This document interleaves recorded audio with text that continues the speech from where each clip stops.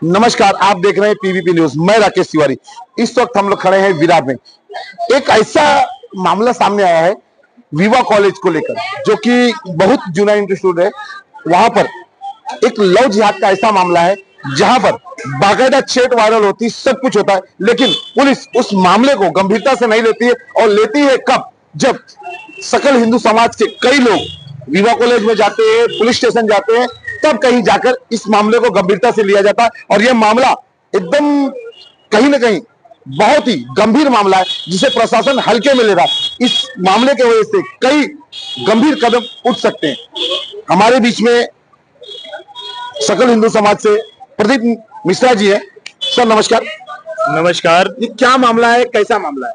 देखिए, ये मामला हम लोगों को पता चला कि कुछ जिहादियों द्वारा एक ग्रुप बना के उसमें चैटिंग किया जा रहा था कि किस प्रकार से गरबा में हम बहन बेटियों, जो कि हिंदू बहन बेटियों, किस प्रकार से अपने तरफ लव जिहाद में फंसाएं और उनके साथ में किस तरीके दुष्कर्म करना है, वो सारा चैट के माध्यम से हम लोगों को पता चला। और ये जो कृत्य हो रहा है, ये विवा कॉलेज के प्रांगण में जो गरबा खिला रहे हैं, और गरबा खिलाने वाले लोग जो कि हम कहते हैं, आपको बता रहे हैं कि एक तुच्छ मानसिकता के माध्यम से, जो कि वहां पे आपको पता है कि गरबा जो होता है ये हिंदुओं का बहुत ही, और ये जो पावन समय चल रहा है इस समय, ये हिंदुओं का एक आस्था और एक धर्म का एक बहुत बड़ा जीता जागता स्वरूप है ये दुर्गा पूजन। और इसमें गरबा खिलाया जाता है, और वहां पे जिहाद को उत्पन्न करने वाले लोग, जो कि उसमें चैट के माध्यम से उन्होंने सीधा स्पष्ट बताया है कि चौथे महले पे लाइटें नहीं रहती हैं, वहां पे हम बच्चियों को लेकर, मतलब कि अब हम बच्चियां कह रहे हैं, लेकिन उनके आड़ में वो उनका टारगेट है, तो वो टारगेट अपना पूरा कर रहे हैं इस तरीके से। और जो चैट में आया, तो प्रशासन को हमने लिखित में कंप्लेन दिया, और इस कंप्लेन के माध्यम से अभी अभी पता चला है कि उन लोगों ने FIR दर्ज भी कर लिया है। इस मामले को 5 दिन हो गए। देखिए, कहीं ना कहीं लिपापोती तो हो रही है। बिल्कुल बिल्कुल हो रही है, लिपापोती जरूर हुई है, लेकिन हिंदू संगठन जैसे संज्ञान में, या जैसे सकल हिंदू समाज के लोग जैसे एक्टिव हुए इस संज्ञान को लेकर, प्रशासन ने इस पे FIR दर्ज किया। और हम प्रशासन से निवेदन भी करना चाहते हैं कि अगर आपके कार्य क्षेत्र में इस प्रकार की कोई भी घटना अगर आपको सुनाई देता है, तो कृपया करके हिंदू संगठन के कार्यकर्ताओं को जरूर सूचित करें, हमें सूचित करें। हम उस विषय पे कंप्लेन करने के लिए हम खड़े रहेंगे। आप लोग कंप्लेन मत करिए, आप लोग कंप्लेन करेंगे तो फिर हमको पता ही नहीं चलेगा किस तरीके क्या हो रहा है।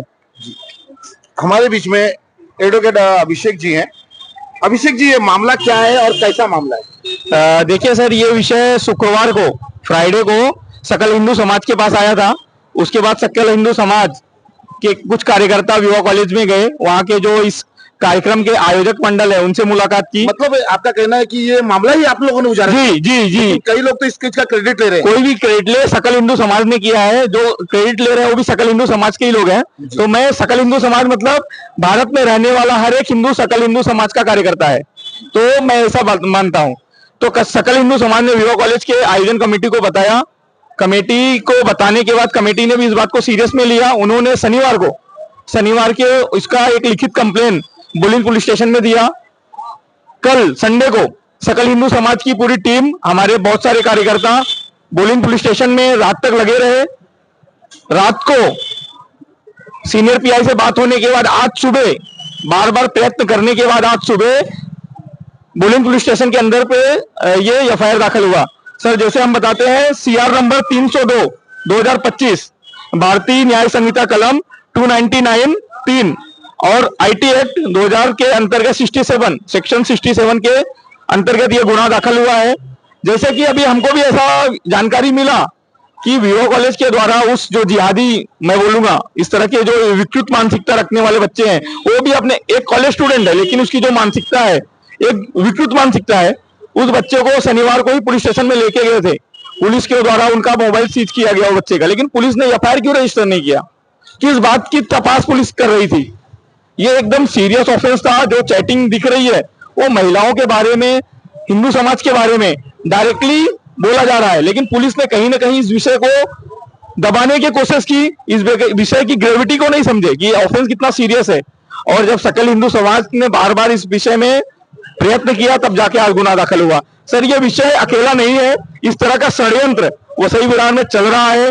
हमारी कितनी हिंदू बहनें, हमारी हिंदू कितनी माताएं लव जिहाद का शिकार हो रही हैं। तो महाराष्ट्र में इस तरह का एंटी लव जिहाद, एंटी कन्वर्जन लॉ बनाने की सख्त से सख्त जरूरत है। देखिए, ये जो है कहीं ना कहीं इस मामले को दबाकर रफा दफा करने की कोशिश गई, चाहे वो जैसे जिस तरह आप बता रहे कि शनिवार को ही उस लड़के को और उसके मोबाइल को जमा किया गया, लेकिन उस वक्त पुलिस ने इस बात को एक्शन नहीं लिया।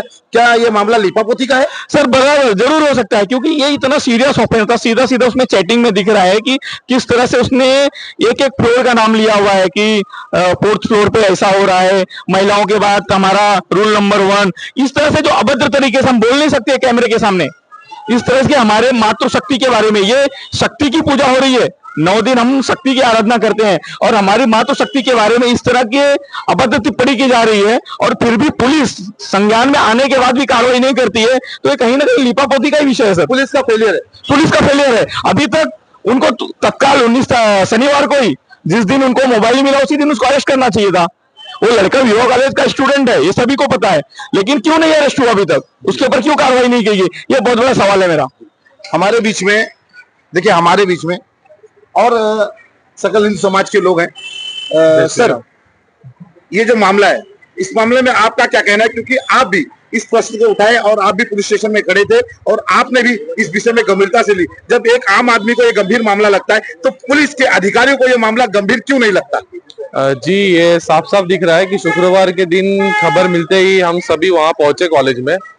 स्वयं हमने पहले कुछ बच्चों के ऊपर ध्यान नजर रखी कि कौन उसमें से कौन से समुदाय से आ रहा है, जिसमें हमें कुछ वैसे लड़के दिखाई दिए और हमने अपना प्रथम कर्तव्य हिंदू समाज के नाते, कि ऑर्गेनाइजर भी हिंदू है, हम उनसे पहले मिले, हमने मिला, उनसे अपनी बात रखी। उसके बावजूद जो उनके माध्यम से या पुलिस के माध्यम से इतने सीरियस मैटर पे जो लापरवाही हुई है, ये कहीं ना कहीं लिपापोती है और ये पुलिस का फेलियर है। और पुलिस ही नहीं, कहीं ना कहीं वो ऑर्गेनाइजर्स का भी फेलियर है। जब विश्व हिंदू परिषद ने पूरे देश में यह अभी हमने आह्वान किया है कि आप गरबा पंडालों के बाहर वराह भगवान का फोटो लगाइए, आप तिलक लगाइए, आप गौमूत्र से छिड़काव कीजिए, गंगाजल छिड़काव कीजिए, तो लोग इसका पालन क्यों नहीं कर रहे? आप जब हिंदू है, हमारा हिंदू त्योहार है, तो आपको हमारे रीति रिवाजों को पालन करने में क्या तकलीफ है? खाली गरबा में आपको क्या हमारी महिलाएं दिखती है? और महिलाओं का शोषण साफ साफ चैट में दिख रहा है कि वो महिलाओं के शोषण की बात कर रहे हैं। एफआईआर में भी कलम कम लगाए गए हैं। पुलिस भी जानकारी मिलने के बावजूद भी अरेस्ट नहीं करती है। ये कहीं ना कहीं मैटर को दबाने की कोशिश हो रही है, लेकिन हिंदू समाज चुप नहीं बैठेगा, इसके ऊपर अपनी आवाज बुलंद करेगा। जो हो सके हमसे वो करेंगे। यह मामला एकदम गंभीर है। इस मामले में जरा भी ढिलाई कहीं ना कहीं प्रशासन की बड़ी चूक मानी जाएगी और इसके वजह से कहीं ना कहीं यहाँ की शांति भंग हो सकती है, यहाँ पे उपद्रव हो सकता है, कई चीज बिगड़ सकती है, लॉ एंड ऑर्डर बिगड़ सकता है। यह बहुत जरूरी है कि इस विषय में जी जी बोलिए, क्या कहना चाहिए? जैसा कि मैं आपके न्यूज के माध्यम से निवेदन करना चाहता हूं और अपनी बहनों को बताना चाहता हूं कि कोई भी प्रताड़ित, इस तरीके से कोई विषय में प्रताड़ित हो रहा है, लव जिहाद के विषय में प्रताड़ित हो, तो हमसे संपर्क कर सकते हैं। हम उनका नाम उजागर नहीं करेंगे, उनका चेहरा उजागर नहीं करेंगे, किसी को नहीं, लेकिन हम उनका पूर्णतः रूप से मदद करेंगे और पूरा सकल हिंदू समाज आपका पूर्णतः रूप से मदद करेगा।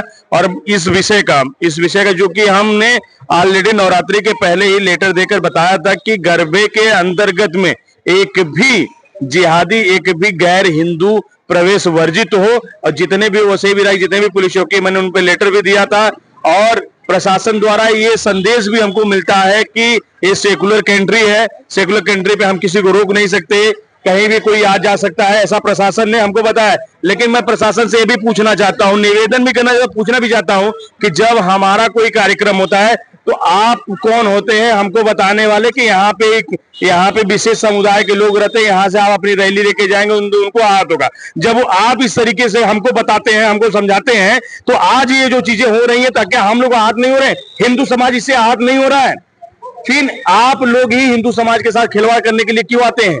प्रशासन का हम लोग बहुत मान सम्मान करते हैं, बहुत इज्जत करते हैं, क्योंकि हम लोग हिंदू समाज कभी भी प्रशासन को हाथ में लेकर काम नहीं करता है। और आप देख रहे हैं हमेशा वसई बिहार में कोई भी यात्रा होता है तो इन लोग प्रशासन पहले निर्धारित कर देता है कि इस रूट से इस रूट पे कहीं आना जाना नहीं होगा। लेकिन मैं प्रशासन से निवेदन करना चाहता हूँ कि अगर इस प्रकार का कोई भी कृत्य आपके सामने आता है तो उसे गंभीरता रूप से लीजिए, नहीं तो हम लोग चक्का जाम आंदोलन करेंगे और उस दिन समझ में आएगा व्यवस्था क्या होगी। देखिए कहीं ना कहीं इनका कहना भी सच है और किसी की भावना दुखाने का किसी को अधिकार नहीं है। मैं इसी से अपने शब्दों को विराम दूंगा। जय हिंद, जय महाराष्ट्र।